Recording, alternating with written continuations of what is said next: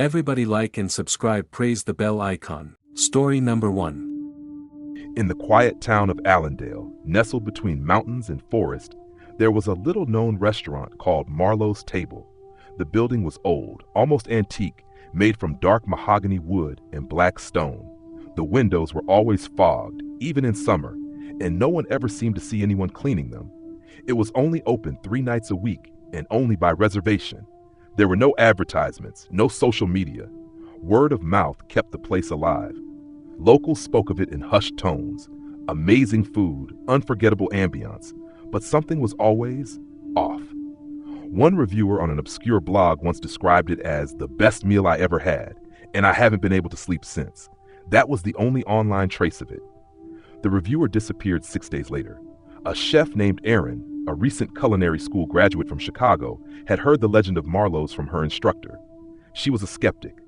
The eerie stories fascinated her, and more than anything, she wanted to taste the food that was supposedly life-changing. She managed to get a reservation through a mysterious phone call after dialing a number she found carved into the underside of a booth in a rundown diner. Erin arrived at 7 p.m. sharp on a cold October night. The hostess, pale and quiet, took her coat without a word and led her to a candlelit table. The restaurant was dim, quiet, so quiet that even the smallest clink of silverware echoed. The walls were lined with oil paintings of people mid-bite, eyes wide, almost fearful, painted in heavy brushstrokes. No one else appeared to be dining. There was no menu. A waiter appeared, impossibly thin and dressed in black, and simply asked, "How adventurous are you feeling?" Erin smiled, intrigued, and answered, "Surprise me." What followed was a procession of courses, delicate, savory, otherworldly. Each bite seemed to unlock a memory she didn't know she had. The first course tasted like the soup her grandmother made before she passed. The second, a smoked meat that brought her back to a dream she had as a child, standing in a field of wolves, unafraid. As the courses continued, the flavors became more intense, more surreal. At some point, Erin realized she could hear whispers every time she chewed. Not in her head, in the room. She noticed something else. With every course, a new candle was lit at an empty table, and across from her a figure began to appear. At first just a shadow, then eyes, then a face. It was a man she had never seen before, yet she felt as if she knew him intimately. His lips moved in sync with hers. When she chewed, he chewed. When she swallowed, so did he. The final course was brought out, a small cut of something crimson and seared. The waiter said nothing and simply stepped back into the darkness. Erin looked across at the figure. He looked back at her with desperation in his eyes. His mouth formed a single word, "Don't." But she did. The flavor was like nothing she had ever tasted. Rich, electric, almost painful. Her vision blurred. The room tilted. The candle across from her snuffed out. When Erin awoke, she was no longer sitting at the table. She was standing behind the counter in the kitchen. Her hands were moving on their own, chopping something red, slicing something pale. The chef's coat she wore was not her own. It bore the name Thomas embroidered on the chest. She turned to the swinging door and saw the next guest being led to a table. Across the restaurant, a painting now hung on the far wall, of her, mid-bite, eyes wide, almost fearful. No one leaves Marlowe's Table. They just become part of the menu. Story number 2. It was supposed to be a quiet night at the Lantern, a small, cozy restaurant tucked away in a forgotten corner of the city. The kind of place where the lights were dim, the music low, and the only sounds were the soft clinking of glasses and whispered conversations. I had heard from a friend that this place had a reputation. Nothing flashy, but the food was incredible, and the atmosphere almost hypnotic. I decided to check it out alone after a long day. When I arrived, the hostess was oddly quiet, almost too still.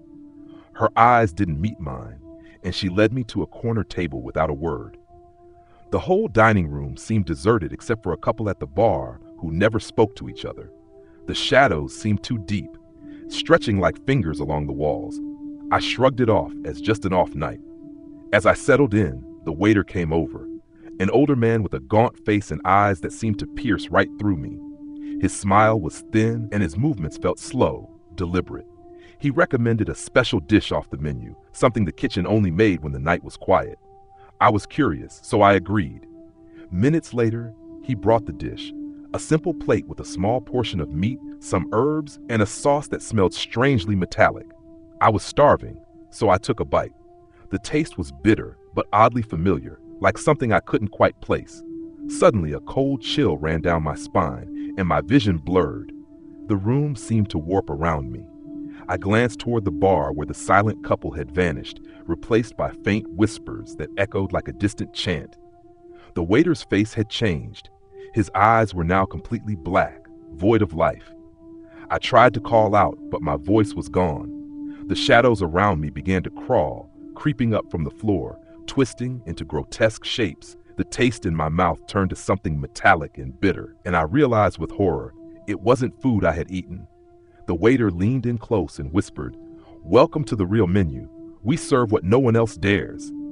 My heart hammered as I felt something cold and slick press against my throat. I struggled, but my limbs were heavy, unresponsive. I never left that restaurant. The next morning, the staff found my empty jacket and phone tossed on the floor. The place was closed down shortly after, with rumors swirling about disappearances and strange happenings. But late at night, some say, if you stand outside the lantern, you can still hear faint whispers and the soft clinking of plates. And if you're unlucky enough to enter, you might just be added to the menu yourself. Story number 3. It started as a quiet Tuesday night when Emily took the late shift at an old diner on the outskirts of town, a place locals called the Hollow Fork.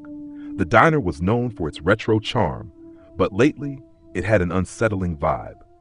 Customers had been complaining about cold drafts, strange noises, and the feeling of being watched. Emily shrugged it off as her imagination until the night things began to spiral.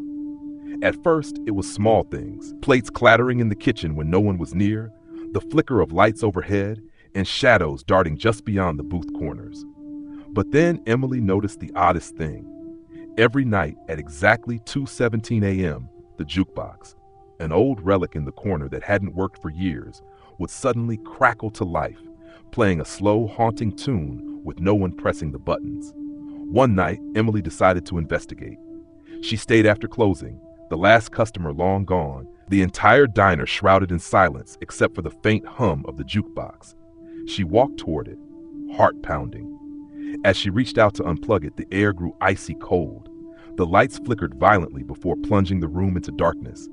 Suddenly, she heard footsteps behind her, slow and deliberate, coming closer from the kitchen.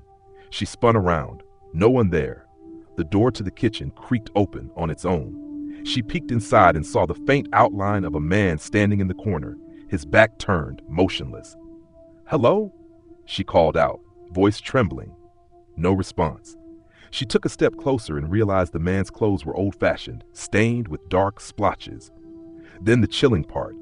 The man slowly turned his head, revealing hollow, empty eye sockets where his eyes should have been. His mouth opened in a silent scream. Emily bolted out of the kitchen, running to the front door. But as she reached for the handle, it slammed shut. The jukebox music grew louder, distorting into a blood-curdling scream that echoed through the diner's walls. Panicked, she dashed to the phone to call for help, but the line was dead. The overhead lights burst, leaving her in complete darkness, except for the jukebox's flickering red light. Out of the shadows, dozens of ghostly figures appeared, all dressed like old restaurant staff and patrons, their faces twisted in agony. They whispered in unison, "Join us." Emily screamed, pounding on the door until it finally gave way. She fled into the night, the haunting melody chasing her all the way down the empty road. Days later, the diner was boarded up. When the new owners tried to enter, they found the jukebox smashed, the kitchen walls smeared with strange, dark stains that no cleaning could erase. Employees who worked there briefly claimed they still heard the music playing at 2:17 a.m. and saw the same hollow-eyed figure standing silently in the kitchen, waiting for the next soul to trap inside the hollow fork. Story number 4. The night shift at the Crimson Fork was supposed to be routine, just another late evening in a dimly lit restaurant tucked away on a quiet street. The kind of place where the neon sign flickered weakly and the smell of old grease mixed with stale cigarette smoke lingered in the air. It was known for two things: its excellent food and the unsettling stories whispered by employees who didn't last long. That night, a new server named Claire was finishing her training. She was eager but nervous, having heard the rumors. Some said the kitchen was haunted by a disgruntled former chef who vanished after a terrible accident. Others whispered about the strange disappearances of staff over the years. Claire shrugged it off, chalking it up to urban legend. Around midnight, the restaurant was nearly empty. A few regulars nursed their drinks in silence. Claire noticed a man sitting alone at a corner table, his face hidden under the brim of a hat. When she approached to take his order, he only looked up briefly, his eyes dull and hollow. His voice was low and gravelly, barely above a whisper. "I'll have the house special, rare, and don't forget to add the extra touch," he said. Confused, Claire asked what he meant. The man only smiled, a slow, unsettling grin that didn't reach his eyes, and said, "You'll know." She delivered his meal herself. When she returned to the kitchen, the chef was strangely pale, his hands trembling as he prepared the dish. The extra touch involved a secret ingredient no one was supposed to know about, a small vial of a dark, viscous liquid the chef kept locked away. Curious and unnerved, Claire asked what it was. The chef's eyes darted around nervously before he hissed, "It's what keeps the restaurant alive. We don't question it. Just prepare it, serve it, and don't let the customers see." As the night dragged on, strange things began to happen. Lights flickered, shadows seemed to move on their own, and the air grew cold. Claire felt a constant pressure on her chest, like something was watching her. Suddenly, the lone customer called her back. "Come here," he said softly, motioning toward the back exit. Against her better judgment, she followed. In the alley behind the restaurant, the man pulled back his hat, revealing a grotesque face twisted with burn scars and empty sockets where his eyes should have been. His mouth stretched unnaturally wide into a grin as he whispered, "The extra touch is the essence of those who didn't make it out. This place feeds on the lost souls who worked here before. We all belong to the Crimson Fork now." Claire stumbled back inside, heart pounding. She looked around and realized the other staff weren't there anymore. The kitchen was empty. The shadows were creeping closer, and the faint sound of whispers echoed from the walls. She tried to run, but the doors slammed shut. The lights went out completely. In the darkness, a chorus of voices murmured, "Stay forever, be the extra touch." The next morning, the restaurant opened as usual. The neon sign flickered weakly, but no one saw Claire leave. And the chef was back preparing the house special, with the extra touch ready to serve.